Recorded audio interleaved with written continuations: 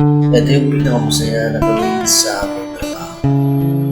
Kahit simpleng pintura lang kami, pero nagagawa pa kami ng hangin. Hindi naman siya gaano kaya lang, pero masaya. Masaya ang ginagawa namin ito sa tuwing meron sa aming pinapagawa sa amin.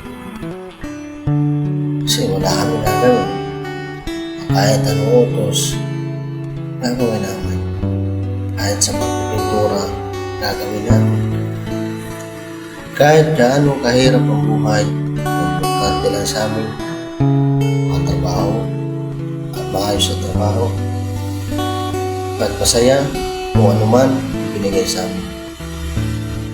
Hindi man natin alam kasi alam mo naman sa panahon natin, sobrang hirap na.